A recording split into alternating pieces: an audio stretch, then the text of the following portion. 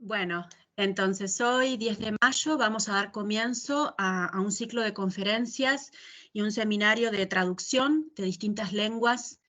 Y vamos a empezar este ciclo destinado a los alumnos de lingua, lingua e letterature straniere y mediazione culturale. Son dos ciclos de licenciatura, uno más orientado a literaturas y lenguas extranjeras y el otro más orientado a la traducción especializada, pero también a la traducción literaria. Y bueno, nuestro primer invitado, José Luis Gómez Toré, acaba de publicar una amplia antología poética que cubre 40 años de escritura de Bertolt Brecht.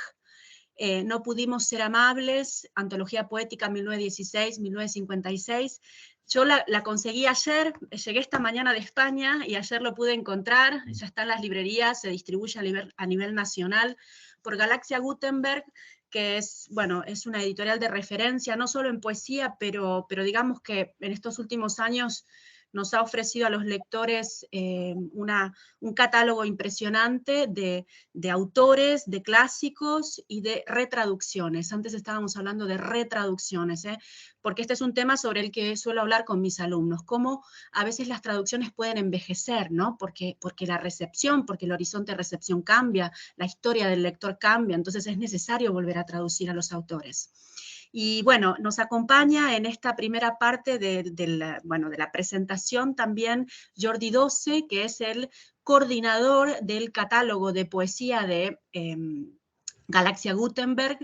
Y bueno, yo le agradezco por muchos motivos que esté aquí presente, celebro su presencia y también agradezco toda esta labor tan importante de política, diría de política cultural, porque los editores, digamos, más allá de un oficio, es una tarea de fe, es una tarea de fe y de política cultural, ¿no? Y de pedagogía. El otro día leía a Manuel Borrás, el director de Pretextos, que hablaba de que editar tiene mucho de pedagogía, ¿no?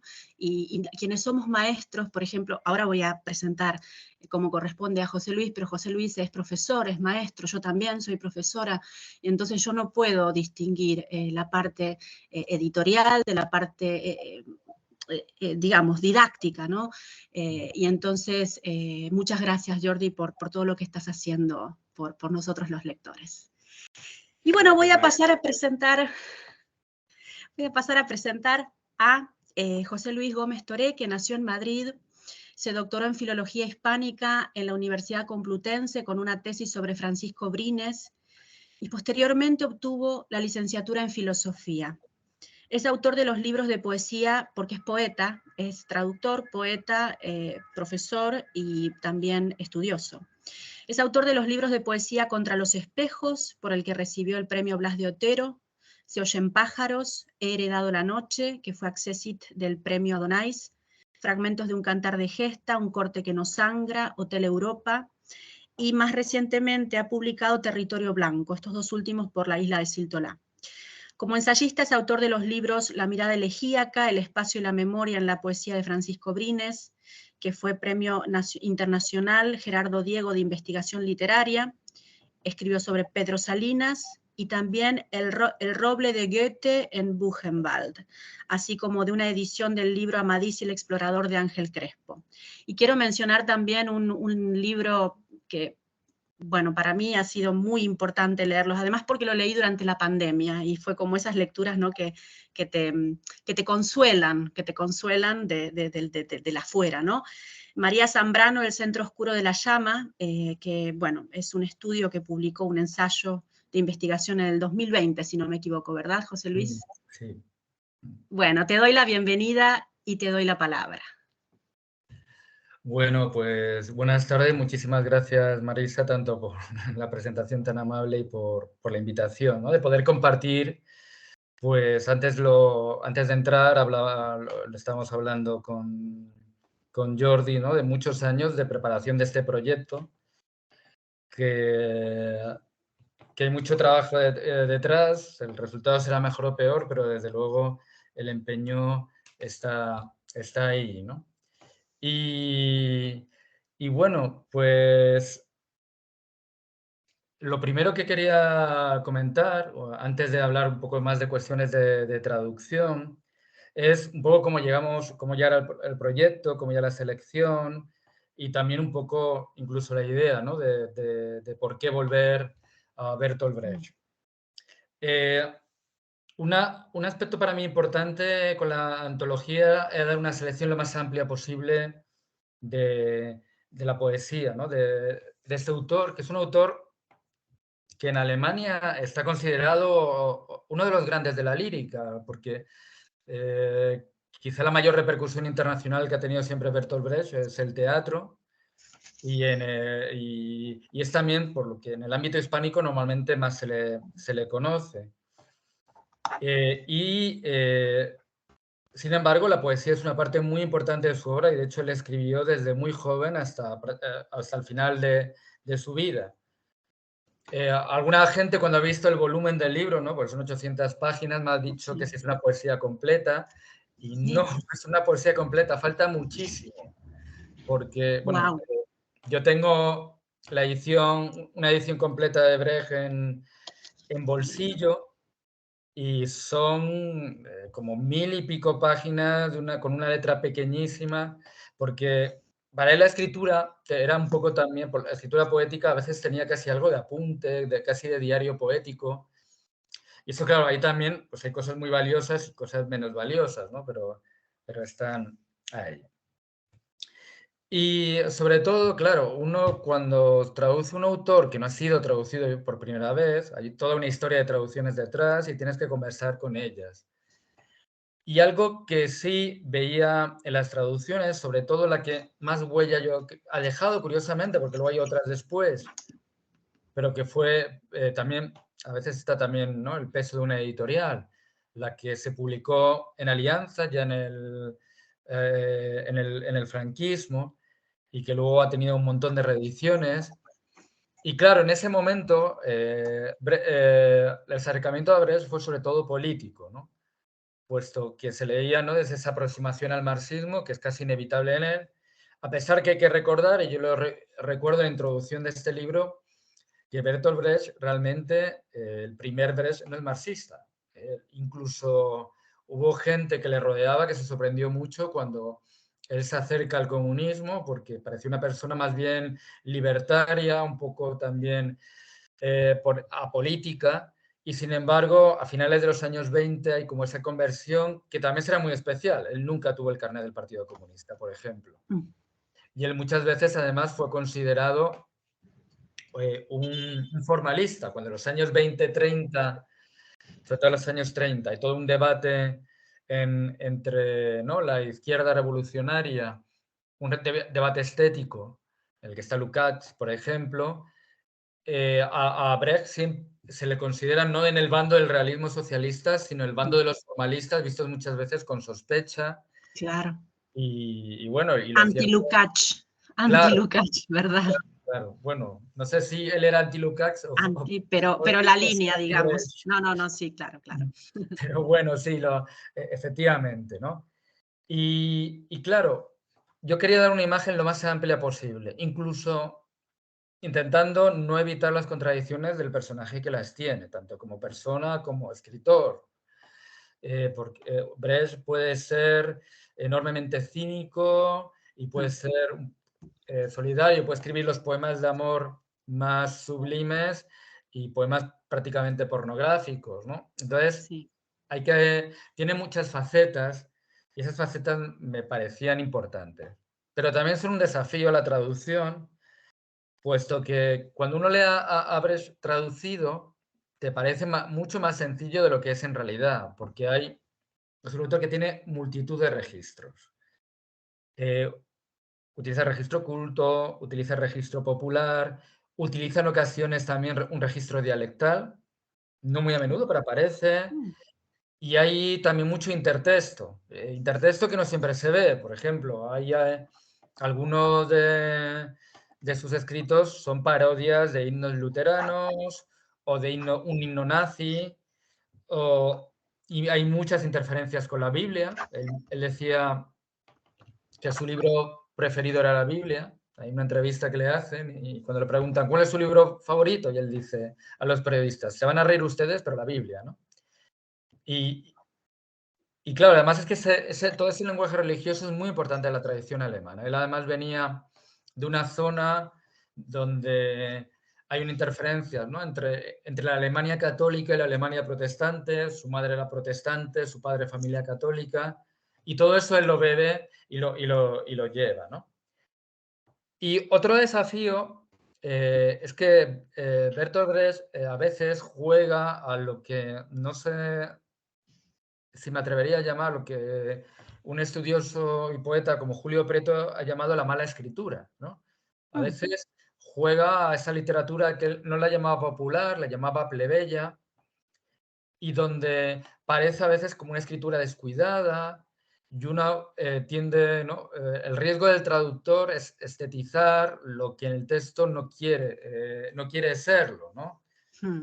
Corregir, mejorar. De hecho, a mí una Claro. cuestión muy interesante que decías en tu, bueno, están los criterios de edición, ¿no? Lo digo también para los alumnos, porque ya, si escuchan atentamente lo que está diciendo José Luis, lo primero que dijo es que metodológicamente, cuando un autor ya ha sido traducido, hay que ir a las traducciones anteriores.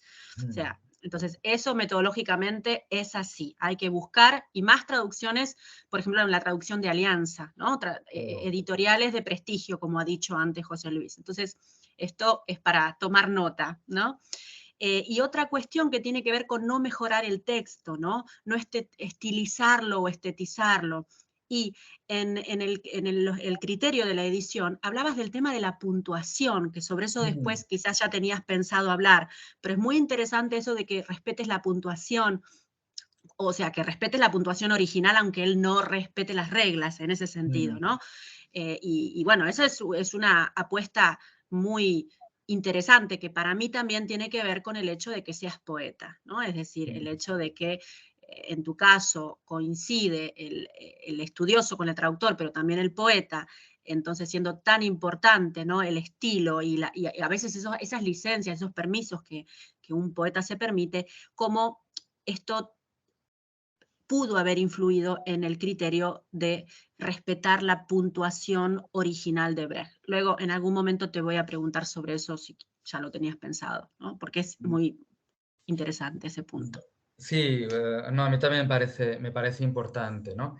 Mm. Y bueno, ya que han nombrado, bueno, que modestamente uno ha escrito libros de poemas, pues Mm. eso es algo que, en fin, yo creo que sí te ayuda, ¿no? A traducir poesía, pero tiene sus riesgos, ¿no?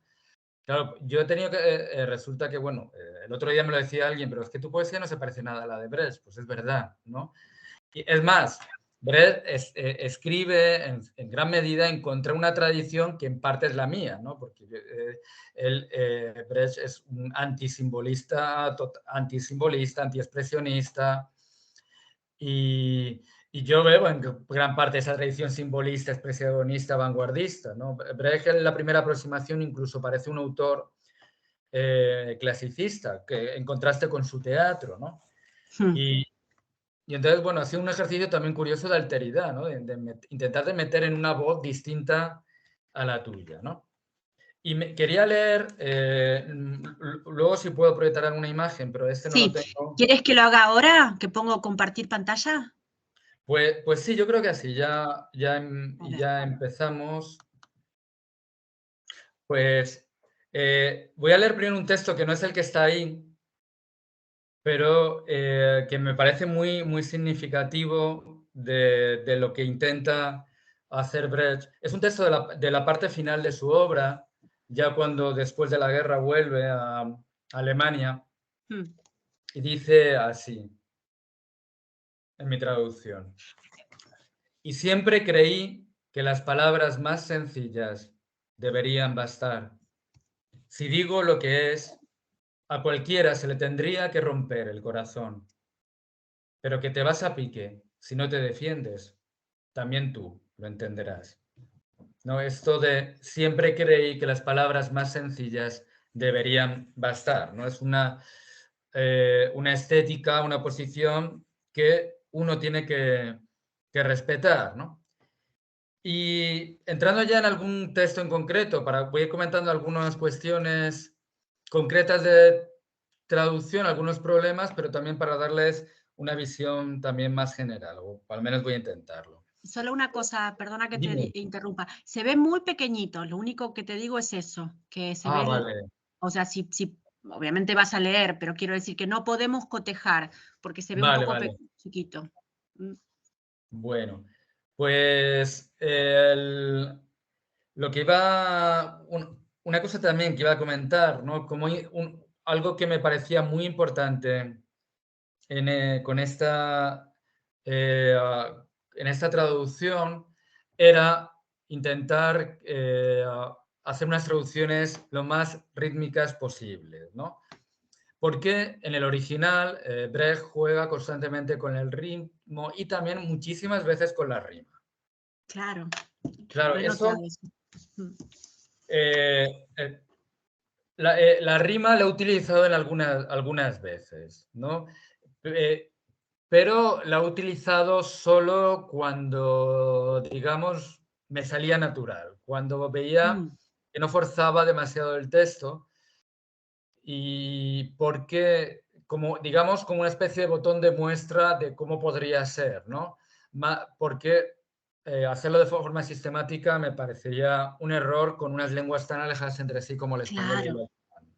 sí, Pero en algún sí. caso me parecía interesante, ya digo, hacerlo cuando como me salía un poco así, ¿no? Claro, además, yo una vez le escuché a un crítico, poeta y traductor que admiro, que es Miguel Casado, que él decía que eso que a veces se dice, por lo menos en español, ¿no? Es que ha conservado la rima. No, no conservas la rima, te la inventas. No puedes conservar. A lo mejor en un texto, qué sé yo, traducido del portugués, o puedes haber alguna rima coincidente, pero en un texto del alemán no.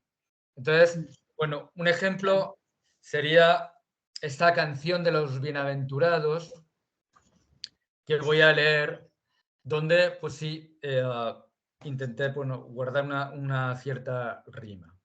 Dice así, canción de los bienaventurados. Cuando muráis algunos entraréis en el cielo, no os sorprenderéis de haberlo visto ya. Bebedores y asesinos estarán allí dentro. Quien no es capaz de amar no puede entrar. Quien golpeó a su hermano ha de encontrarlo. Los borrachos la senda fácilmente hallarán. Quien veía los astros tirado en un arroyo, fácilmente en su día de gloria se alzará. No verá nunca el cielo, quien ciego nunca estuvo. Uno solo no puede nunca en el cielo entrar. No han de acabarse allí los sufrimientos. Toda carga entre todos llevarán. Irán niños y locos a la tierra radiante. Víctimas y asesinos de la mano han de marchar. Del brazo quien chorrea sangre y lágrimas. El hermano Karamazov y el hermano Baal. Bueno, claro, este texto tan irónico que pertenece a la primera parte, ¿no? Esa parte donde es un Brecht muy salvaje, donde sobre todo su primer libro, Hauspostille, que yo he traducido como Devocionario del Hogar, está lleno eso, de criminales, asesinos, etcétera.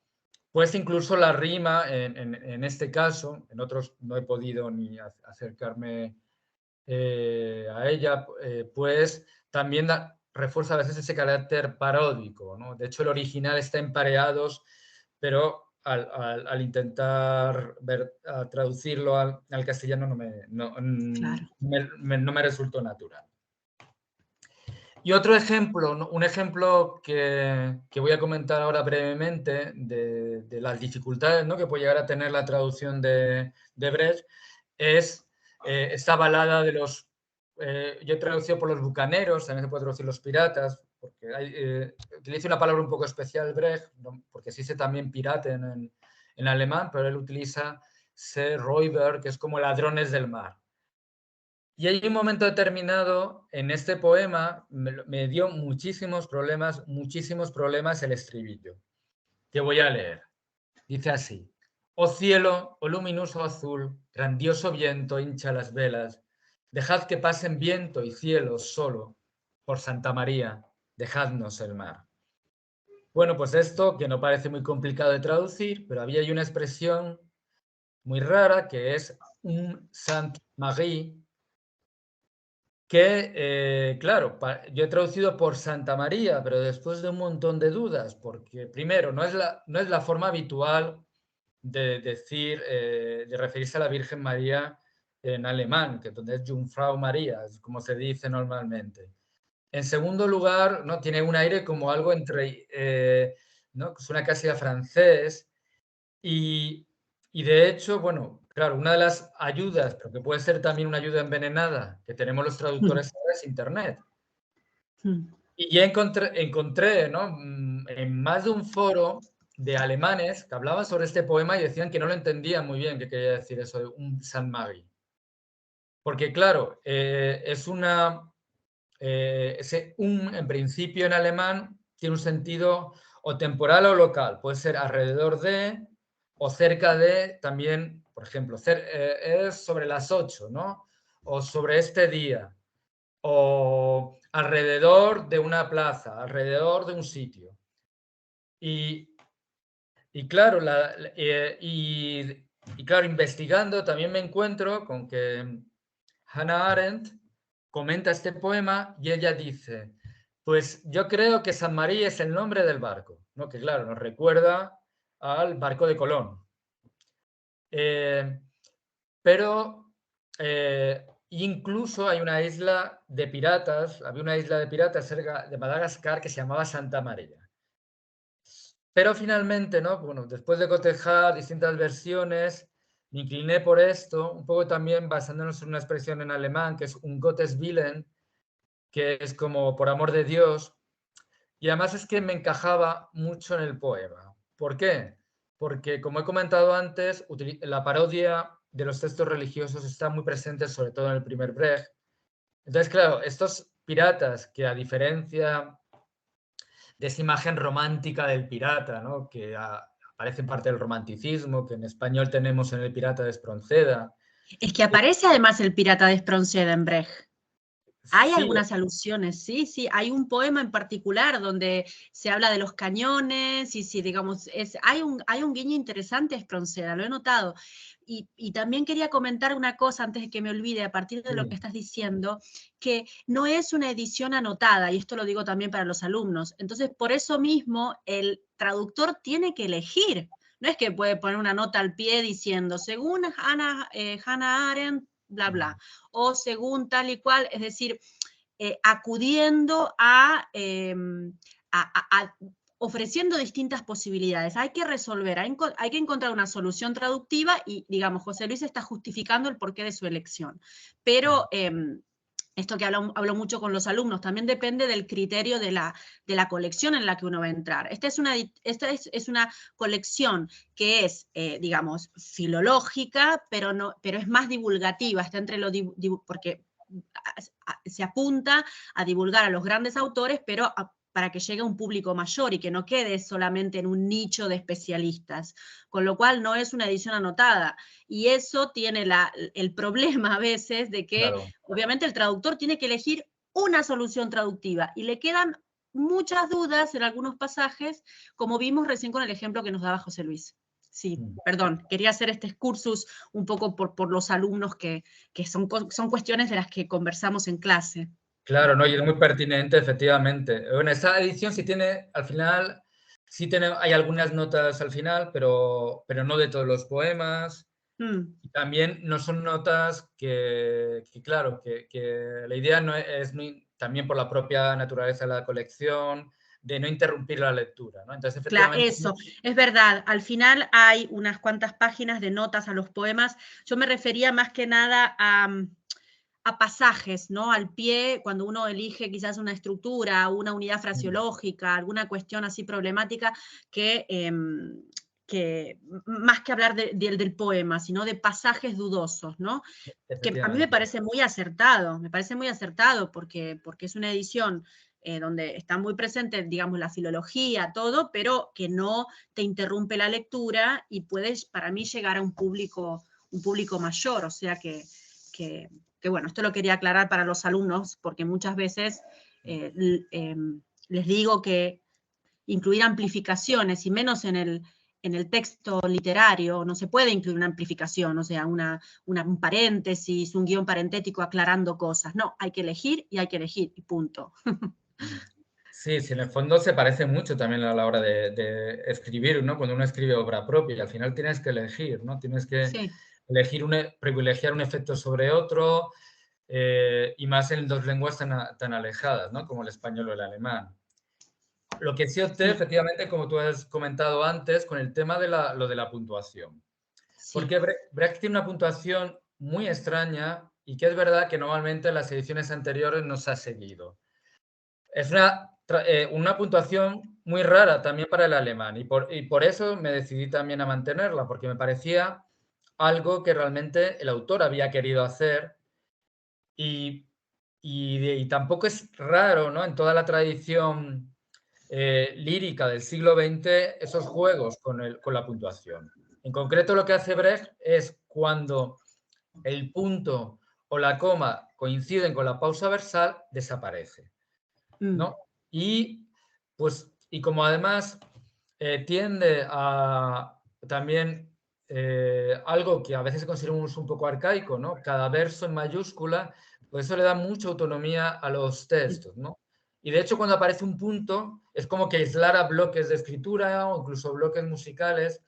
A ver, no siempre es coherente Brecht con esto, pero sí me parecía una forma de acercarnos un poco, sobre todo porque no se había acercado en traducciones anteriores, ¿no? Eso me pareció súper interesante el criterio de la edición, porque lo que estás intentando hacer es reproducir el efecto, es decir, Mm, el efecto que tendría esa forma extrañada, ¿no? Esa forma, digamos, poco habitual en la lengua de origen, en la lengua original, estás intentando reproducir ese efecto que para un alemán, ¿no? Que lee el texto, como un español también tendría esa misma percepción del texto poético. O sea, a mí eso me parece completamente un acierto.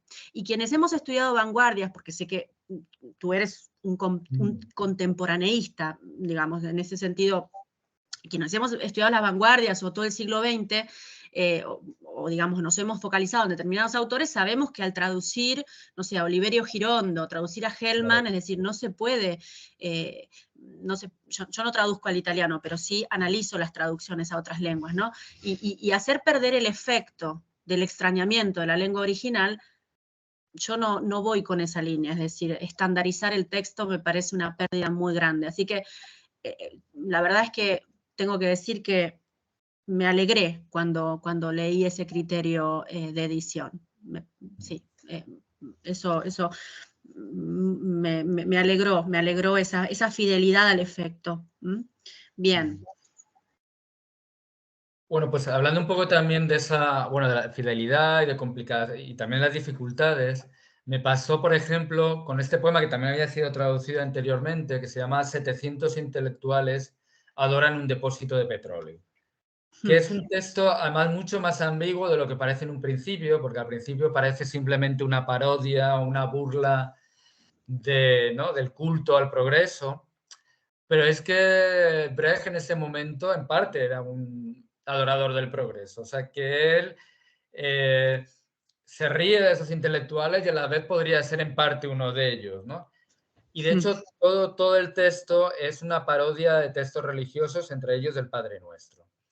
Y, por ejemplo, a ver, esto fue un poco audaz por mi parte, pero en la primera estrofa aparece una expresión, una frase hecha, escondida, porque habla de unos hornos, habla de molinos, de los hornos, luego el depósito de petróleo, esa fascinación por las máquinas, ¿no? Muy de la vanguardia de lo que se llamó luego la nueva objetividad y también de los marxistas después.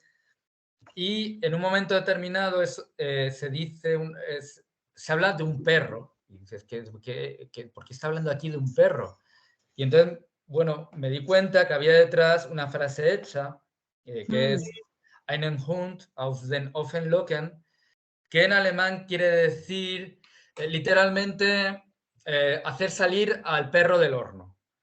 Y, que el uso más normal es el contrario, es en negación, ¿eh? No conseguir sacarlo en el sentido de intentar llamar la atención de alguien pero que no te hace caso.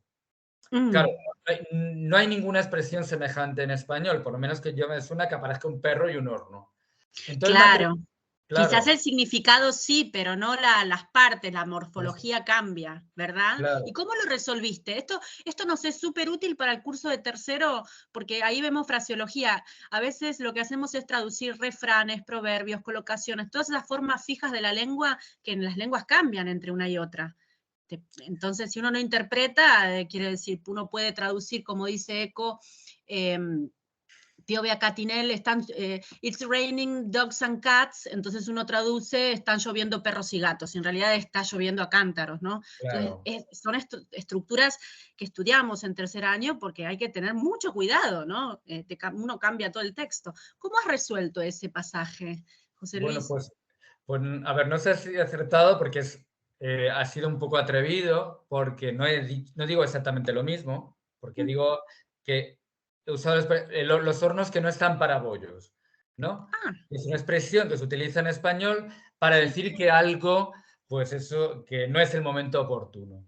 No es exactamente lo Sí, que dice Brecht, pero sí está esa idea de que está en el poema, que sí está en el poema, como de no estar a la altura de la época, de claro. que de no, de algo antiguo y algo nuevo que está cambiando. Entonces me atreví aquí, me lancé a la piscina, no sé si bien o mal, pero bueno, Sí. porque la otra opción, claro, la otra opción hubiese sido eliminar, por lo menos que yo eliminar la frase hecha y simplemente reducir el sentido. Que en algunos casos, No, no, no, no. A mí me parece, además, ahí seguramente, además del traductor, te jugó a favor el ser poeta, es decir, porque hay frases idiomáticas que tienen una función dentro del texto. Entonces, lo que hiciste fue reemplazar una frase idiomática por otra, cambiando, porque quiero decir, de esto hablamos, a ver, mis alumnos de tercero de la L11, nos pasamos hablando de este tema, ¿no? Entonces, fíjense que aquí tenemos un caso entre el alemán y el español en el que hay que acudir a una frase hecha que tenga como una equivalencia, aunque sea parcial, aunque sea semántica, ¿no? O sea, el tema de que la situación no está a la altura, y bueno, quizás en vez del perro va a ser el bollo, ¿no? O sea, o va a ser ¿no? El horno, bueno, el horno claro. estaba, ¿no? Pero no, sí, este tipo de soluciones solemos hablarla mucho en clase y no, anular en la frase idiomática, a ver, según, de acuerdo con mi criterio, en ese caso, creo que es muy acertado, muy acertado. ¿Mm? Y al final del poema también me encontré con algo que había visto que por lo menos la traducción española que yo había manejado había desaparecido. Porque al final aparece la palabra Fortschritt, que significa progreso. Pero ¿qué pasa? Que de pronto te das cuenta que Brecht le cambia una letra y en vez de Fort, acabado en T, acaba en D. ¿Qué pasa? Que está haciendo un juego de palabras entre progreso y Henry Ford, ¿no? El padre del Claro, Fordismo, el ¿no? Fordismo, Del claro, montaje en cadena y, sí. ¿no? Del maquinismo moderno. Entonces, claro, y por eso se me ocurrió traducirlo por Fortgreso, ¿no? Fort Greso, sí, aquí lo Por- veo, claro, claro. porque es lo que está diciendo Brecht, está haciendo ese juego de palabras, ¿no? No Sí. O está sea que cambiando. mantuviste el neologismo, porque aquí dice del progreso y la estadística. Sí, mantuviste el neologismo y es reconocible, ¿no? Que se está refiriendo a Ford, a la cadena, ¿no? De producción fordista. Claro. Bueno, bien, qué bien, porque aunque no estemos hablando, porque claro, en mis clases la pareja lingüística con la que trabajamos es italiano-español, naturalmente, pero todos estos procedimientos de traducción, o sea, como ven, espero que después los alumnos hagan algún comentario o alguna pregunta, porque fíjense que aunque cambien las lenguas, todas las dudas, las inquietudes acerca de pasajes o palabras, o cuando aparece un neologismo, alguna modificación, esto lo vemos entre las distintas lenguas, ¿no? No es necesario que sea italiano o español. Así que nos es muy, muy útil este tipo analizar este tipo de cuestiones. Luego Bien. pondré algún ejemplo de cuando no he podido, ¿no? conservar eso o Claro. he creído que no, ¿no? Pero bueno. Una cosa que también quería comentar, bueno, he hablado antes de lo rítmico, ¿no? A ver, Brecht escribió una serie de sonetos que él mismo denominaba pornográficos, donde escribió a quien sería su mujer, Helene Weigel. Dice, bueno, en verano, cuando me voy, ¿no? Volví a Augsburgo, a la ciudad de su familia, y dice, como me aburro, pues como siempre, pues escribo poemas pornográficos, ¿no? Porque ¿qué voy a hacer uno sin escribir poemas pornográficos? Bueno, eso es lo que decía Brecht, ¿no? Como yo, qué forma de pasar el tiempo, decía, ¿no? Y entonces, claro, en ese sentido, aunque era, efectivamente, la rima era muy, muy difícil mantenerla, pero sí intenté, por ejemplo, que fuera reconocible a través del uso de endecasílabos o de alejandrinos cuando no había otra manera, porque, claro, en el texto también lo que está haciendo Bertolt Brecht, en el fondo, y se ve muy bien en este 12º soneto, que voy a leer en mi traducción, es coger toda una tradición idealista, que es, ¿no? la tradición de Dante, del Dolce Stil Nuovo, de Petrarca, y volcarla ¿no? con ese contenido materialista, erótico, incluso pornográfico. Algo además que no es el primero en hacerlo, ¿no? Porque en Italia está Pietro Aretino con sus sonetos lujuriosos. En la literatura española está Quevedo, por ejemplo, que hace lo mismo. Y entonces, bueno, por ejemplo, voy a leer este, que bueno, donde, y también voy a comentar también un problema que se me planteó con el uso del lenguaje, digamos, vulgar, coloquial, incluso obsceno, ¿no? Claro. Claro que dice así, el 12º soneto sobre los poemas de Dante a Beatriz. Aún en la cripta polvorienta donde descansa ella, a la cual no debía follar, siempre que arrastra el paso por su ruta, para nosotros hace temblar el aire. Porque él nos ordenó seguirla recordando, al escribir tales versos sobre ella, que en verdad no tuvimos más remedio que a su bello elogiar prestar oído. Ay, qué mala costumbre aquel puso de moda, cuando elogió con loa tan potente lo que solo miró, nunca probó. Desde que aquel cantara lo que miró tan solo, pasa por deseable lo que parece bello y atraviesa la calle sin mojarse jamás. Bueno, ahí hay, claro, un contraste muy fuerte entre el tono delicado de gran parte del poema, ¿no? Y la palabra Fegel, que hace alusión en alemán al acto sexual, pero es una palabra muy vulgar, ¿no? Y ahí un problema que se me planteó, ¿no? Yo en un momento sí me hubiese gustado, y en parte lo he intentado, hacer una traducción al castellano que pudiera leer cualquier hispanohablante sin demasiados rasgos propios. Por ejemplo, he intentado evitar mi tendencia como madrileño al leísmo, ¿no? Pero hay momentos en que esto es inevitable, puesto que el lenguaje obsceno, por ejemplo, tiene que ser muy directo, porque si no, no funciona. Claro. Y eso, claro, pues un verbo, ¿no? Las referencias al acto sexual en cada ¿no? región hispanohablante es Sí, distinto. cambia. El lenguaje malsonante es lo que más varía, ¿no? Y en este caso, Efectivamente. sí. Y claro, entonces sería falso intentar buscar una palabra neutra porque Mm, mm, perdería todo, ¿no? Y es más, a mí, luego, claro, pensando yo como lector, a mí no me molesta para nada, al contrario, me gusta encontrar argentinismos, por ejemplo, en una traducción de Edgar Allan Poe, ¿no? De Cortázar, ¿no? Y no me molesta para nada. Y también porque, en cierto modo, ¿no? Y eso también me lleva a la forma de entender la lengua de Brecht. Claro, un problema que tenemos, por lo menos en España, ¿no? Es que nosotros tendemos muchas veces, quizá por toda nuestra historia, ¿no? Pues del imperio, el franquismo, el centralismo borbónico, nos cuesta mucho ver la variedad de la lengua, ¿no? Que tenemos una imagen muy centralizada de la lengua, ¿no? por ejemplo, nosotros no tenemos grandes, por lo menos en España, grandes poetas en dialecto. Es algo que nos choca, ¿no?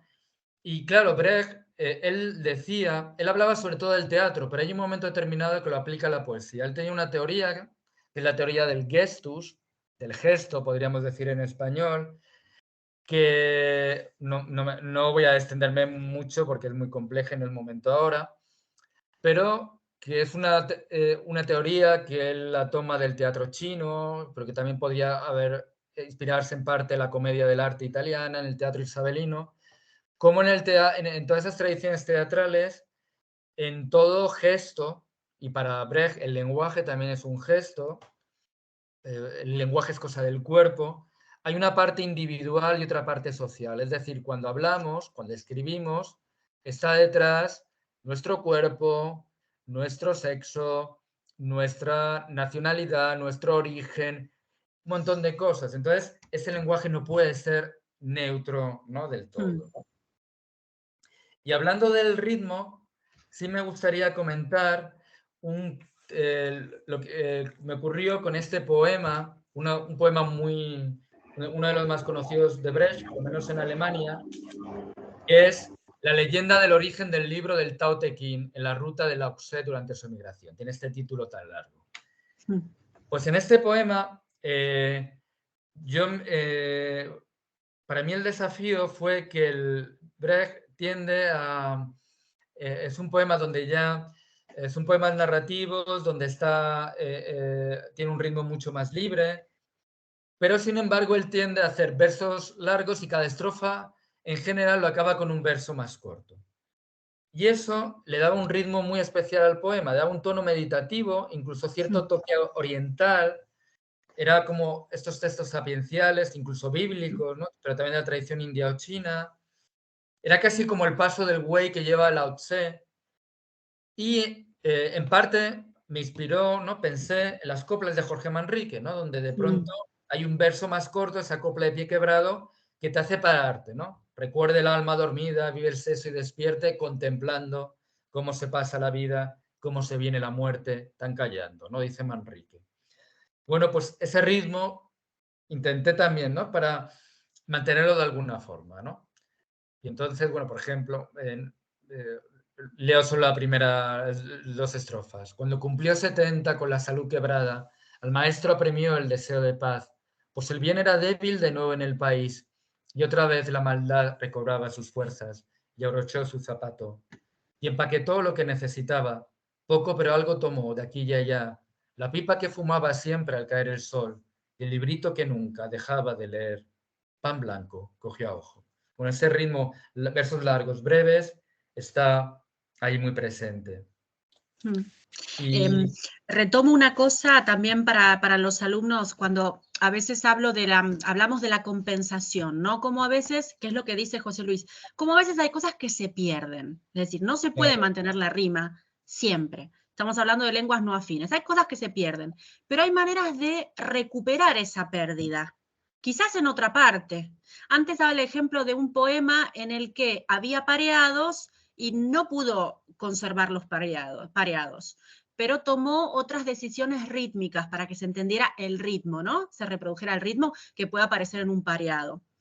Y de la misma manera ahora estaba dando otros ejemplos en los que decía, bueno, en un momento dijo algo como, claro, intento, si no puedo mantener la rima perfecta entre alemán y español, por lo menos incluyo endecasílabos, incluyo heptasílabos, ¿no? Es una forma de compensar. Hay una pérdida que se compensa de alguna forma, porque, digamos, colocar, cuando hay un soneto, hay endecasílabos, heptasílabos, colocar verso libre, traducir todo en verso libre, digamos, no está respetando el espíritu del texto original.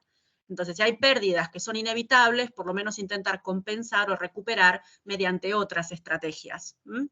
Así que, bueno, un poco retomando los ejemplos que nos ibas dando, José Luis. Sí. Pues esto me viene muy bien para lo que acabas de comentar, para el texto que iba a decir ahora, que es el texto Mi hermano era piloto, que es un texto que él escribió a raíz de la Guerra Civil Española. Y es un texto que tiene rima en el original.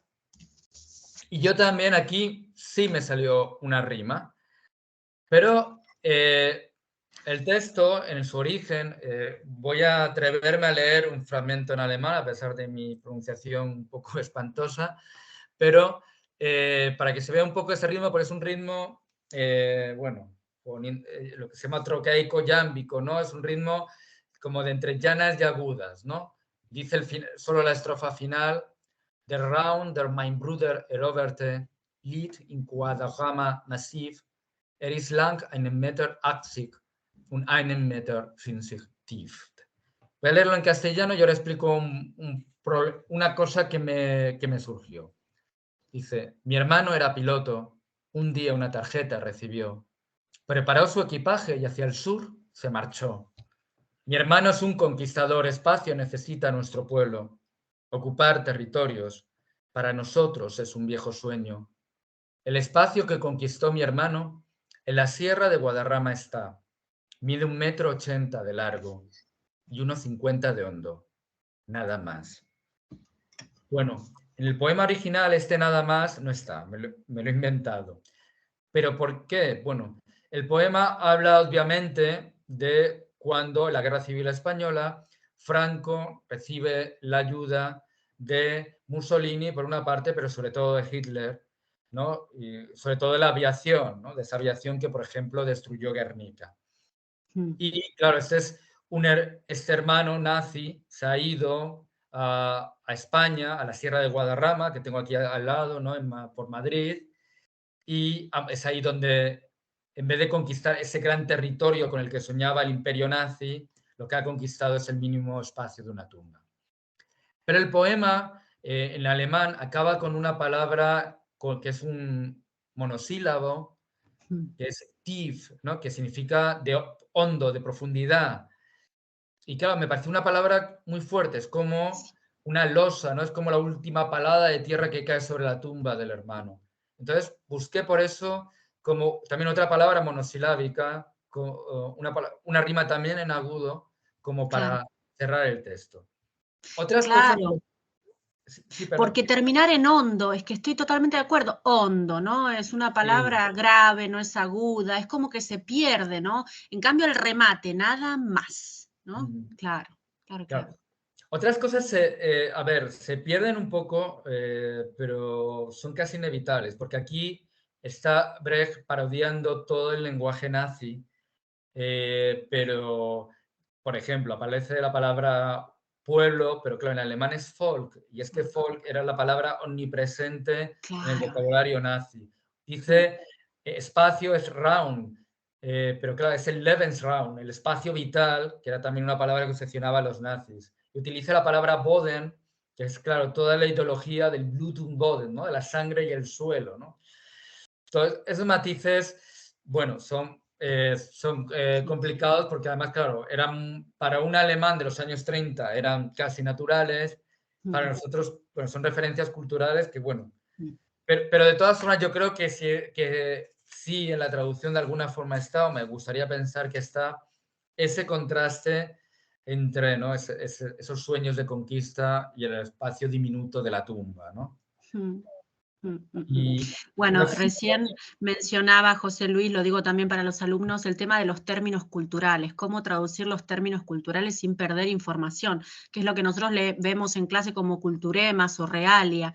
Hay muchas veces una pérdida, ¿no? Y a veces hay que priorizar quizás el aspecto comunicativo por sobre el aspecto más, digamos, no quiero decir pintoresco, porque no necesariamente es pintoresco, ¿no? Pero más local, ¿no? Y bueno, esas son decisiones que tiene que tomar el traductor, ¿no? También dependiendo de dónde va a publicar, ¿no? Porque si uno va a publicar una guía turística para que lean ingleses, o sea, uno lo vemos con los alumnos, no sé, flamenco singer, flamenco dancer, bueno, ahí no ponemos tocador, cantador, etcétera. Bueno, se pierde información, pero si queremos priorizar lo práctico y que un turista inglés entienda de qué estamos hablando, bueno, ahí tomaremos determinadas decisiones. Bien, sí, José Luis. Sí, no sé cómo andamos de tiempo, lo que me digas. Si quieres dar bueno, preguntas o comento alguna cosita más. Si quieres comentar este poema, comentas este poema, lo que nos querías decir, y luego voy a abrir, digamos, voy a preguntar a los alumnos si alguien tiene alguna duda, algún comentario. Yo diría que después de este podemos pasar a la parte de preguntas. Vale, bueno, pues voy a saltar porque me parece, y voy a encontrar otro ejemplo que me parece más interesante. Ay, si quieres, no te quiero cambiar el guión. Si No, quieres, no, para nada, no pasa nada. No. Bueno. Sí, mira, fue una cosa que dudé mucho con este poema que se llama en alemán Von allen Werken, que alguna traducción española traduce como de todos los objetos, ¿no? Entonces, no es que sea mala traducción de todos los objetos, porque es un poema en el que Bertolt Brecht habla, ¿no? Pues un poco bueno, que dice que de todo... Leo al principio solo de mi traducción. Es precioso, este poema lo tenía con una orejita, es uno de los que del conjunto más me ha atraído también la traducción, porque me parece muy, no sé cómo, a ver, es una traducción, es verso libre claramente, pero tiene como unos matices, me ha llamado mucho la atención la traducción de este poema. Bueno, pues me Justo alegro lo tengo, mucho. ahí en la página 391, sí, es un hermoso poema este. Bien. Porque también es un poema, uno de mis preferidos, ¿no? Sí, es uno de mis, sí, del conjunto lo he marcado con una orejita enorme, sí. Sí. Bien. Pues, claro, él dice en mi traducción, ¿no? De todas las obras humanas, mis preferidas son las usadas. Las vasijas de cobre con abolladuras y los bordes aplastados, los cuchillos y tenedores, cuyo mango de madera ha sido manoseado por muchas manos. Tales formas me parecen las más nobles. Así también las baldosas de piedra en torno a casas viejas que han sido pisadas por muchos pies, pulidas, y entre las cuales crecen matojos de hierba, son obras dichosas. Bueno, claro, Brecht, bueno, está haciendo, claro, un canto a favor de la humildad, ¿no? de lo pequeño, pero aquí he intentado evitar siempre que he podido la paráfrasis, porque me parece que a veces es un gran error de las traducciones, ¿no? Intentar explicar. Pero aquí me he permitido una pequeña, porque la palabra Werk la he traducido por obras humanas. ¿Por qué? Porque Werk, en principio en alemán, significa el fruto de un trabajo. Y eso es algo, primero, que ya para el Brecht marxista, que es el que está aquí, es muy importante, ¿no? Las cosas son fruto de un trabajo, de una transformación de los seres humanos, no están dadas por los dioses.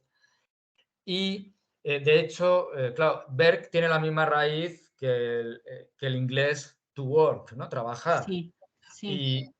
Y aunque en alemán trabajar se dice arbeiten, no tiene nada que ver, pero existe la palabra werken, que es hacer oficio manual. O sea, algo que se hace con las manos, ¿no? Pero es que además, y eso, bueno, es una teoría mía, no estoy 100% seguro, pero me da la impresión de que no voy del todo desencaminado. Werken, en alemán, Werke, quiere decir también una obra literaria, una obra artística, ¿no? Musical, yo lo he visto en obras musicales. Sí. Cuando yo tocaba el piano hace años, había obras donde aparecía Werk como obra. O sea que sí, obras intelectuales, claro. Claro, y entonces a mí me da la impresión que este poema tiene varias capas de lectura. Y aunque no lo consideraría un poema metapoético en sí, quiero decir, creo que realmente está hablando de los objetos, creo que está realmente hablando del trabajo humano, del paso del tiempo, ¿no? De esas cosas rotas, pero que te emocionan por lo roto, por lo usado, pero creo que a la vez se puede leer en clave en parte metapoética. Sí. Porque Brecht, y eso aparece en otros poemas de la antología, él defiende la idea de que la poesía, él admiraba muchísimo a Horacio, pero sin embargo no está de acuerdo con la idea de Horacio de la poesía como algo eterno, ¿no? Que perdura, ¿no? La poesía es algo para Brecht, como diría Machado, pero en otro sentido, palabra en el tiempo, que puede valer una época, pero luego puede desaparecer y en algún momento habla incluso que renuncia a cualquier tipo de eternidad, ¿no? Sí, entonces, además el concepto de duración está permanentemente cuestionado en la obra de Brecht. Incluso hay títulos que hablan de la duración. o sea, la idea de duración, ¿no? Como que hay como un tiempo acotado para cada cosa, ¿no? La idea de lo cambiante, o lo cambiante quizás no inmediato, pero luego, ¿qué es lo que estás diciendo, no? O sea, la idea del cambio, sí, aparece fuertemente, sí, sí, sí. Mm. Sí, y bueno, si queréis, yo creo que podemos pasar ya, si que hay Sí, alguna pregunta o sin... sí, yo creo que sí. sí, bueno, a ver. A ver, no es fácil a veces hacer hablar a mis alumnos, ¿eh? Todos toman notas, después en clase comentan, preguntan, bueno, preguntan cuando insisto, pero están atentos en general, pero hacerlos hablar a ver si alguien se anima a intervenir. Mientras van pensando alguna pregunta, visto que está conectado Jordi, quería darle la palabra a él para que cuente un poquito el proceso del libro, de este libro, desde el punto de vista del editor. A ver. Y buenas tardes. Bueno, ha sido muy interesante todo lo que habéis comentado, y además son cuestiones que el propio José Luis a veces me comentaba por mail, ¿no? Por teléfono. Oye, tengo una duda con esto y bueno, en general, él ya mismo en su forma de plantear la pregunta ya estaba de alguna manera también resolviendo, ¿no? El problema y aventurando ya una respuesta. Yo quería retomar un poquito lo que comentamos al principio, antes de que que empezara la sesión, porque en el caso de Brecht, yo no sé si ocurre con otros autores alemanes, ¿no? Pero en el caso de Brecht hay un férreo control editorial por parte de los editores y albaceas alemanes, ¿no? Es decir, que una cosa que nos encontramos, José Luis y yo, y la editorial en general, es que era difícil que los editores alemanes y los albaceas, los legatarios, nos dieran libertad y margen de maniobra para plantear la edición de Brecht que creíamos oportuna y conveniente para el lector español. Y esto es algo que en realidad también condiciona ediciones anteriores de Brecht. Es decir, que si uno analiza las ediciones de Brecht que se han hecho últimamente en España, bueno, últimamente, la última creo que tiene ya más de 10 años, son reproducciones de ediciones ya realizadas por editores alemanes. Lo cual es perfectamente legítimo y no me parece mal. Pero claro, la opción para mí como editor no era esa. Para mí como editor y como el coordinador de la colección, para mí lo importante son dos cosas. Por un lado, yo considero que el lector de poesía español pues, tiene, digamos, el derecho a disponer de una edición que esté orientada hacia él, ¿no? Claro. No que esté hecha, digamos, en otro medio cultural y lingüística, por mucho que sea el del autor mismo. Y a mí siempre me ha interesado, y de ahí el encargo, es decir, yo le hago el encargo a una persona en la que confío, en cuyo criterio intelectual, literario y poético confío plenamente, que es un mediador, ¿no? Y que es realmente un intermediario entre la obra del poeta, que es un puente, y el lector. Y que además conoce el medio cultural y poético español y, por tanto, sabe, ¿no?, qué vetas, qué Las zonas de la obra, expectativas, las necesidades, claro. Sí. qué zonas de la obra se traducen mejor, pueden ser más interesantes, obviamente sin tergiversar la integridad del corpus ni de la personalidad literaria de Brecht, ¿no? O sea, eso era evidente. Y ahí es donde José Luis, la labor de selección era una labor muy fina, porque por un lado había que dar cuenta de todos los tonos y etapas de la obra de Brecht, que son muchos, y al mismo tiempo, bueno, pues dejar a lo mejor algún poema que, bueno, que quizá tenga cierto interés para el lector de habla alemana, pero no tanto para un lector de la española, para empezar, porque a lo mejor es un poema intraducible, ¿no? O muy difícilmente comprensible. Entonces, eso ha sido, digamos, la primera de las cuestiones que tuvimos que resolver y que llevó cierto tiempo de negociación. Y eso tiene que ver, como Claro. tú hablabas, Marisa, de las cuestiones de política editorial y de política cultural. Una primera cuestión es esa, ¿no?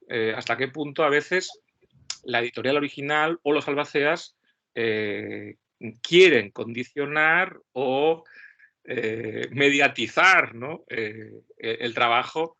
Lo entiendo perfecto, porque si yo te contara que yo en realidad trabajé para mi tesis con un autor peronista, Ajá, y los descendientes no eran de la misma afiliación política del padre, claro. con lo cual yo tenía que evitar todo tipo de alusión política, pero claro, yo no podía tergiversar el texto original, si aparecían signos y señas, o sea que lo entiendo perfecto. Y te quería preguntar, ¿cuál es tu hipótesis, o sea, cuál es tu idea, por qué este cuidado tan enorme acerca de los matices y el corpus?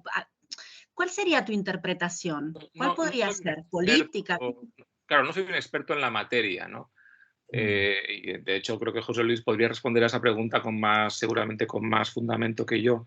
Pero es evidente que la historia alemana, ¿no?, del siglo XX, pues es una historia, en fin, particularmente conflictiva y dolorosa, ¿no? Y que además la posición de Brecht en esa historia, que no es de las más, es decir, es una posición generalmente bastante defendible, ¿no? Pero, bueno, pues está sujeta a muchísimas tergiversaciones, malentendidos. Luego ha habido yo creo que ha habido seguramente un abuso de la lectura biográfica, ¿no? Y un abuso de los datos biográficos, que son evidentemente controvertidos, pero que se ha utilizado muchas veces en contra de la propia obra, ¿no? Y además estamos en una época en la que eso también sucede. Y bueno, pues por alguna razón yo creo que a lo mejor eso tiene algo que ver. Entiendo que algo tiene que ver. Sí, tiene Y por otra sentido, parte, claro. bueno, pues por otra parte, los filólogos alemanes son particularmente, creo que particularmente orgullosos de su trabajo y, bueno, pues quizás no confían en el criterio de los poetas, traductores y filólogos de otros países. No lo sé, eso ya es una hipótesis mía que un poco aventurada, ¿no? Lo curioso de todo es que al analizar un poco las traducciones de Brecht, en realidad quizá la que mejor ha sobrevivido, aparte de la de José Luis, que acaba de salir ahora y que para mí es la mejor que se ha publicado hasta la fecha, es la de Pacheco, la de Alianza. Que es una... o sea, cuando uno hace un poco la revisión de las traducciones y de los textos de Brecht, esa traducción de Alianza, que es una traducción legendaria y muy clásica y que tiene ya, yo creo que 50 años, ¿no? O 55 años, yo creo, es de 68, me parece, Creo ¿no? que sí, Creo que tiene mi edad. Y es una traducción que ha sobrevivido bastante bien. El único problema que tiene esa traducción es que es muy breve, es decir, es un puñadito de poemas, pero da una visión sucinta, pero no ha envejecido tan mal, ¿no? Quizá porque Brecht, por aquello que decía José Luis, de que ha vivido un poco al margen, es decir, se enfrentó un poco a las retóricas imperantes en su tiempo, el simbolismo, el possimbolismo, la vanguardia. Quizás eso ha hecho que su lenguaje poético haya envejecido un poquito menos, no lo sé, o quizás sea más, en fin, más resistente, ¿no? En fin, a ciertas caducidades retóricas. Pero también es verdad que al ser más cercano a la prosa en algunos casos, y también yo creo que Pacheco eligió muy bien los poemas, quiere decir que eligió poemas que funcionan bien en español en general, ¿no? Es decir, que hay una mezcla de todo. Pero seguramente no es yo creo que seguramente es la mejor. Esto es algo que también José Luis y yo hemos comentado. Y luego, efectivamente, ya por último, un poco... Sí, no, por favor, sí. Efectivamente no es una edición anotada, es decir, no es una edición de cátedra Letras Universales, para entender, ¿no? Que sería un poco el extremo, si se quiere, del continuum. Pero sí es una edición bastante anotada en el sentido de que yo creo que hay... Corrígeme si yo no tengo aquí el libro delante de mí, pero tendrá unas 70 y tantas páginas de notas, pero casi 100. Es decir, que José Luis no anota todos los poemas, pero sí es verdad que hay un abundante cuerpo, de anotaciones y comentarios de los poemas que también elucidan cuestiones de traducción que él mismo ya ha comentado, ¿no? Y que están presentes en las notas, aparte de la introducción. Entonces, al final, efectivamente, es una edición de corte divulgativo Pero quien quiera profundizar un poquito más, realmente tiene herramientas para hacerlo. Claro. Está, por ejemplo, las procedencias de sí, los textos, toda la procedencia de los textos. Sí. Bueno, no sé si hay alguna cuestión que quieras... vamos, eran cuestiones un poco que han salido al paso de tanto de lo que dijimos al comienzo como discutido a lo largo de la charla, que me ha parecido, bueno, en la que José Luis, es decir, me ha parecido familiar porque efectivamente eran problemas o cuestiones que hemos comentado en el proceso de edición del libro, ¿no? Que ha llevado meses, Bueno, a ver si algún alumno cogió fuerzas para hacer alguna pregunta. A ver. Un comentario puede ser, no necesariamente una pregunta. A ver, alumno, bueno, hay algunos asistentes, gente que me pidió entrar que quizás son exalumnos, no sé. A ver, preguntas, comentarios.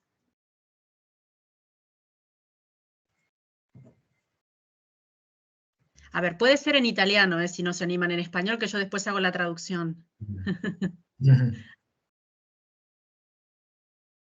Bueno, si nadie hace comentarios, me gustaría comentar una cosa o preguntarle a José Luis hasta qué punto, es decir, Brecht es un escritor, voy a utilizar un término muy de este momento, muy sociológico, que no tiene miedo a ser no solo políticamente incorrecto, sino verdaderamente provocador a veces, ¿no? En sus formulaciones, ¿no?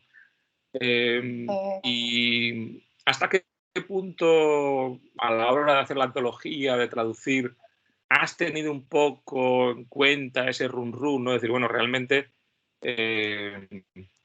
es un poeta que podría resultar en algún poema, en algún verso, ofensivo, no ya en cuestiones, digamos, pues, has leído un poema de corte entre erótico y pornográfico, pero también en otras, o sea, realmente es un poeta que no se casa con nadie, ¿no? Es decir, que tiene para todos, ¿no? No sé si os ha tenido, en fin, ¿qué peso ha tenido eso en tu labor de traducción? Pues sí me lo he planteado alguna vez, ¿no? Incluso he tenido un poco de miedo en algún texto, digo, bueno, esto no sé cómo se va a ver, ¿no? Pero me parecía también un poco tramposo ocultarlo, ¿no? También he intentado, en la medida de lo posible, contextualizarlo en el prólogo, ¿no? Obviamente, a ver, pues algunas de las posiciones que tiene Brecht, ¿no? Hacia las mujeres en su vida y en su obra, pues a lo mejor no me parecen muy asumibles, ¿no? Hoy en día. Pero sí tiene la virtud, Brecht, y creo y lo comento en el prólogo, que eso que a mí también me genera cierta incomodidad, al leerlo y al traducirlo, pero como ese combate que él tiene contra el idealismo, de alguna forma también, por ejemplo, en el terreno de la poesía amorosa, no oculta todas las tensiones, incluso a veces, ¿no? Las relaciones de poder que puede haber ahí, ¿no? Claro, a mí tampoco me gusta cuando Brecht habla, por ejemplo, en una de sus canciones más famosas, la balada de Hannah Cash, de esa mujer que sigue con ese hombre a pesar de que de vez en cuando él le pega una paliza, ¿no? Pero lo cierto es que es la historia, ¿no? De cuántas mujeres y mejor saberlo, ¿no? Que ignorarlo, ¿no? O dibujarlo con un drama, ¿no? Con una obra romántica y ocultarlo, ¿no? Sí. Bueno, y en efecto, y con esto termino, tu introducción realmente es un ejercicio de contextualización verdaderamente notable, ¿no? Es decir, que no ocultas nada, pero al mismo tiempo sitúas muy bien tanto la obra como su autor. Sí, a mí también me llamó la atención cuando hablas de la recepción, ¿no? Que también me hizo pensar en cómo determinados autores que aparecen ligados a una época histórica, que son publicados, o no digo canónicos, pero empiezan a conocerse más en determinado contexto, quedan pegados a ese contexto, aunque el autor no tuviera nada que ver, ¿no? Cuando me estás mencionando que en un momento de la introducción decís que como que para el lector español, digamos, visto que durante la etapa final del franquismo salió esta edición de Alianza, eso pudo haber en parte condicionado, digamos, a los lectores, ¿no? O sea, que esto nos permite pensar, ¿no?, más ampliamente a Brecht y a otros autores, ¿no? En que, por ejemplo, un poeta, estoy pensando en Argentina, década del 90, década neoliberal, los que publicaron en los 90, claro, quedan pegados a esa época y quizás realmente no tenían que ver con esa política ni cultural ni partidaria, ¿no? Entonces, digamos que tu introducción tiene para mí la virtud de iluminar al personaje, iluminar al autor, pero también hacer pensar en cuestiones que tienen que ver con el campo cultural y el campo editorial, que uno puede aplicar a sus propios autores, a sus propios intereses. Bueno, a mí Brecht me ha interesado toda la vida, pero quiero decir, como que podés abrir puertas a pensar otras dinámicas culturales, incluso de otras geografías. Y yo creo que en parte eso también te lo puede haber dado el hecho de que además de haber estudiado la literatura, has estudiado filosofía, ¿no? Entonces esa mirada te la da mucho, yo lo noto mucho en gente que ha estudiado filosofía, que tiene como esa apertura, ¿no?, a pensar más el fenómeno cultural, además del fenómeno literario acotado. No, yo te quería hacer una pregunta, porque me sorprendió, yo no me había dado cuenta de esto, porque yo leo traducción, en el caso del alemán. Disculpe. Cuando hablas, sí. Sí, prof. Sì. Puedo Dimmi. hablar in italiano? Puoi parlare in Io, italiano sì. e faccio la traduzione io, non ti preoccupare. Chi sei? Ok. Non vedo il tuo nome. Sono Ting. Ting, sì, Ting, sì. Sì. Allora, prima l'esperto ci aveva mostrato la traduzione di una poesia, quindi Sì. Mi viene in mente di una cosa, cioè la difficoltà di tradurre una poesia, cioè credo che sia una cosa molto difficile perché deve rispettare tante regole. Non so se alla fine comunque perde un po' il significato della poesia originale oppure è possibile? A ver, ten en cuenta, obviamente yo te respondo en español y luego le traduzco a José Luis. Ten en cuenta que tú estás en la licenciatura en mediación lingüística y tú haces traducción especializada, que es no literaria, ¿eh? En tu caso, tú haces traducción económica, turística, científica, es decir, estás más orientado a los lenguajes especiales, no a la traducción literaria. O sea que te lo digo para quitarte un poco de peso, porque me estás hablando del hecho de las dificultades de traducción. De los lenguajes especiales que tú estás estudiando en la universidad, el más complicado es el político, porque el político sí que tiene muchos matices, en cambio el científico es prácticamente o sea, es más directo, se puede traducir casi literalmente. La poesía sí plantea muchas dificultades que vemos en el otro curso de licenciatura porque es polisémica la literatura, ¿no? Y la poesía más todavía, hay un elemento sonoro muy importante, ¿no? Lo que estamos hablando durante este curso son dificultades surgidas de la traducción de Brecht, y el traductor muchas veces es un creador. Muchas veces es un creador. Lo que pasa es que no puede inventar sobre la nada. Tiene que razonar cuáles son las mejores elecciones, ¿no? ¿Por qué traduzco así y no traduzco así? ¿Por qué priorizo el aspecto sonoro por sobre el significado? O etcétera, ¿no? Es un trabajo largo, es un trabajo apasionante, pero es distinto, la traducción literaria es distinta a la traducción de los lenguajes especiales. Okay. José Luis me estaba preguntando porque, claro, ella viene aquí hay alumnos que hacen distintos tipos de traducción, ¿no? Y a veces invito gente, por ejemplo, que se dedica a la traducción jurídica y, bueno, también traducción literaria. Entonces, ella me decía, no, lo veo como muy complicado.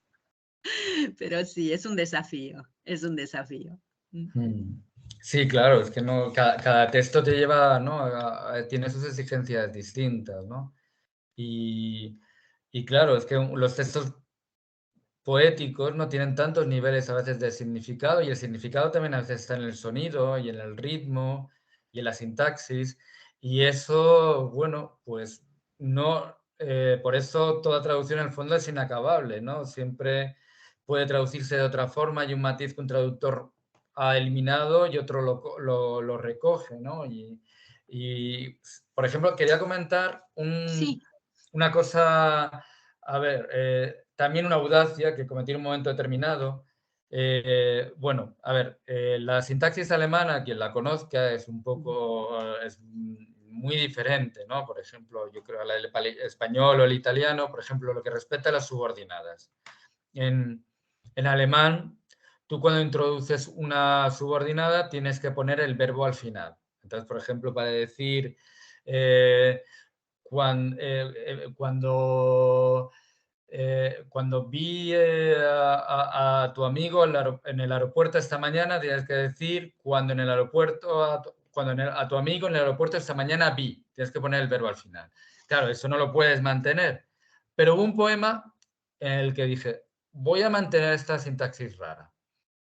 ¿Por qué? Pues porque me parecía que generaba un efecto que se perdía la traducción, ¿no? Porque es un poema, en principio, muy, muy coloquial, pero él, donde habla, se llama el poema Primavera 1938, donde él está escribiendo, y entonces su hijo Stefan le dice, bueno, pues que se va a helar un árbol y que le tienen que cubrir para que no se congele. Y entonces él habla y dice, apartándome de una hora en la que yo señalaba con el dedo aquellos que planearon una guerra, la cual el continente, esta isla, mi pueblo, a mi familia y a mí, habrá de exterminar. A mí me parecía que era conveniente poner el verbo al final, ¿no? Porque crea una expectativa, ¿no? de esa guerra que va a acabar con todo. Hay que recordar que en el 38 no era nada segura la derrota de Hitler, más bien al contrario, estaba... de hecho, Brecht va huyendo de la invasión alemana, se le tiene cada vez más cerca y cada vez lo ve peor, ¿no? En ese momento muy oscuro. Entonces, yo creo que el único momento de todo el libro donde he seguido eso, ¿no? Pero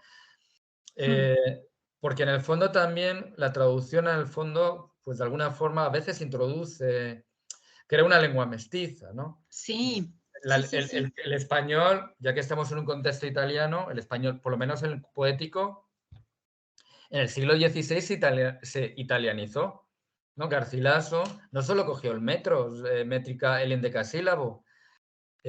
Todos esos poetas empezaron a introducir términos que habían oído en Italia, ¿no? Que habían leído a los italianos. Bueno, pues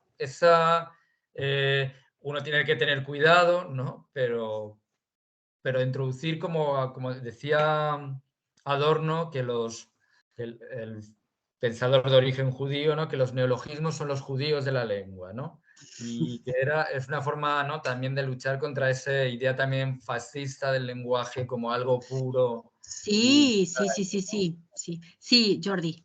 Dos cositas, efectivamente, eso tiene que ver con la idea de traducción defendida por Benjamin, ¿no? De que la traducción tiene que ampliar, digamos, el cauce de la lengua de destino, entre comillas, y aspirar a esa especie de reunión babélica, ¿no? De las lenguas. Pero hay una cosa también que yo creo que es interesante comentar, y es que al traducir a Brecht, lo que estamos también al español es iluminando un aspecto clave de la evolución y de la recepción de la poesía en el siglo XX. Es decir, cuando termina la Segunda Guerra Mundial, en ese paisaje en ruinas, ¿no? Absolutamente, donde todos los valores humanistas parecen haber colapsado, ¿no? Y parecen haberse derrumbado, donde, bueno, pues lo que nos encontramos es la Europa continental arrasada, punteada y sombreada por campos de concentración, con un genocidio cuya magnitud en ese momento empieza realmente a atisbarse, ¿no? Son muy pocos los poetas que sobreviven a ese desastre. Quiero decir que cuando jóvenes poetas en los años 40 y 50 en esa Europa continental empiezan a escribir lo que se ha venido a llamar una poesía de la austeridad, una poesía de las ruinas, una poesía que empieza pobremente, casi una poesía povera, ¿no? O sea, pobre, ¿no? Retóricamente, y que desconfía mucho de la retórica y que desconfía mucho de los grandes edificios metafóricos y simbolistas, etc. Y uno de los poetas que viene en su ayuda, curiosamente, es Brecht. Y entonces Brecht, a pesar, creo yo, un poco por lo que yo he podido entender, incluso influye en aquellos que no eran marxistas o que eran antimarxistas, ¿no? Es decir, influye en una playa de poetas y de escritores que no necesariamente comparten algunas de sus posturas ideológicas, pero sí admiran a un poeta que ha conseguido mantener la ironía, que no se hace ilusiones sobre grandes ideas y grandes principios, ¿no? Que es capaz de ver la existencia con cierto escepticismo y con cierta malicia, ¿no? Y con cierta astucia. Todo eso yo creo que influye mucho en ciertos poetas polacos, sobre todo del bloque del este europeo, alemanes, ¿no? Incluso italianos, ¿no? Entonces, eso también me parece interesante, ¿no? Es decir, que gracias a leer a Brecht en español entendemos un poquito de dónde vienen algunos poetas que hemos traducido antes. Estoy pensando incluso en la Szymborska, por ejemplo, ¿no? Que no tiene, digamos, como diría yo, no tiene el nihilismo a veces brechtiano, pero sí que comparte con él algunas cuestiones de orden estilístico y retórico, ¿no? Y también, digamos, la influencia en el teatro y en el cine. Esto no hemos dedicado tiempo a eso porque podríamos haber estado hablando hasta las 9 de la noche, pero verdaderamente es un autor tan polifacético, tan importante porque reúne los géneros, pero no solo los géneros, sino los lenguajes, ¿no? El lenguaje visual, es decir, es verdaderamente un adelantado. Y bueno, esto también daría para otra clase en el futuro, José Luis, incorporando también al cine y el teatro del distanciamiento. Yo te quería hacer una preguntita, porque antes mencionaste durante tu charla, el elemento dialectal, que yo eso me lo había perdido absolutamente, porque yo no tenía ni la menor idea de que Brecht incluyera en algunos poemas algunas palabras en dialecto. ¿Cuál ha sido tu elección en este caso? Supongo que habrá sido individual, que habrás visto en cada poema qué hacer, pero en general, ¿has intentado traducir a una palabra también en dialecto en español o una palabra de otro registro o al español estándar? ¿Qué problema te planteó esto del nivel de lengua? ¿Cómo lo resolviste? Bueno, pues realmente fue poema a poema y solo realmente, a ver, claro, es que hay un problema de historia de lenguas y un poco lo que comenté también la visión de lo dialectal en el español o en el alemán. Claro, Alemania como Italia son naciones como muy jóvenes en el sentido de naciones-estado, me refiero, ¿no? Obviamente tiene una historia detrás, pero hasta el siglo XIX no se unifican y entonces eso hace también, ¿no?, que hay una variedad dialectal muy importante, muy viva, ¿no? En italiano y en alemán, ¿no? Los dialectos en alemán están muy, muy vivos, ¿no? En español eso es muy complicado porque no tenemos una tradición dialectal, por lo menos en España, en la lírica. Entonces suena es muy difícil que no suene como algo forzado, que no... Y entonces, en algún poema sí lo he mantenido, por ejemplo, el poema sobre la ramera de Lynn-Rowe que llama Brecht, porque es muy curioso que en ese poema esta pobre mujer, cuando muere, no la quiere ni el diablo ni Dios, porque Dios le dice que ha sido una prostituta y el diablo dice que era una mujer, que era una beata, que creía en Dios, entonces no la quiere ni en el cielo ni en el infierno y vaga, ¿no? Y ahí, tanto Dios, San Pedro como el diablo hablan en dialecto, ¿no? Y ahí sí me gustó mantenerlo, ¿no? Porque esas grandes obras poéticas las baja. En otros casos era muy complicado, la verdad. Era muy complicado por eso, porque el contexto lingüístico es muy diferente, ¿no? Sí, hay que ver caso a caso, poema a poema. Bien. A ver, ¿hay algún alumno más que quiera comentar algo, preguntar algo? ¿Algún valiente como Ting que quiera comentar algo? Bueno, entonces, Jordi, desapareciste de la pantalla, pero no te queríamos echar, te queríamos tener acá con nosotros. Bueno, sí, así.